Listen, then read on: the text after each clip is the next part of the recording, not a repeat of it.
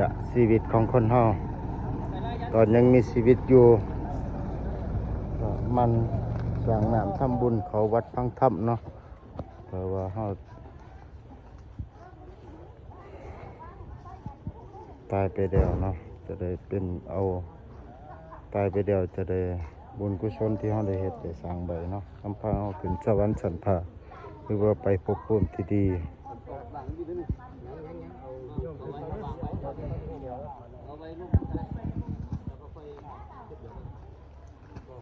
ปงไปรถปงไปรถปงไปรถน่ะปงไปรถปงไปก่อนรถ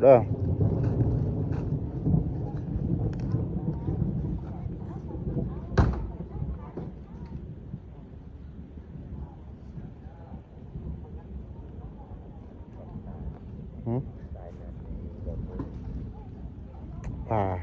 มื้อนี้ฝนก็ตกป่าฝนก็บ่เป็นใจ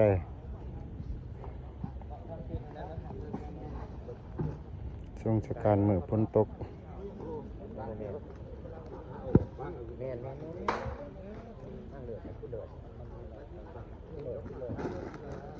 เดือดปลากินบ่ได้คิว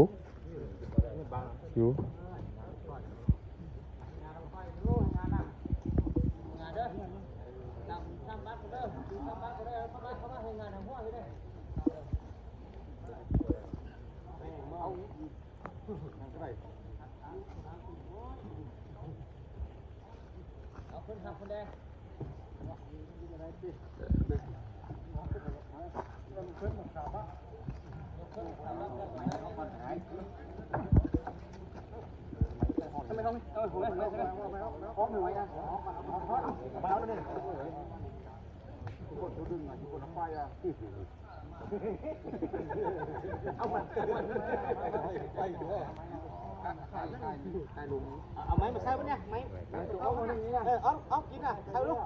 อย่าตัดทางนี้นะตัดร่วงมาเลยตัดเลยน้องหนึ่ง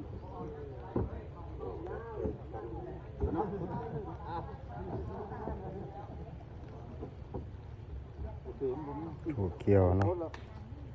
พ่อแม่ก็ได้ตายนี่จากไปแล้วเนาะเดือติดตัวคนเดียวแต่กับพี่น้องไอ้น้องกับพวกนี้ก็ญาติพี่น้องเนาะเมื่อนี้คนก็มาส่งสการหน่อยหนึ่งบ่ได้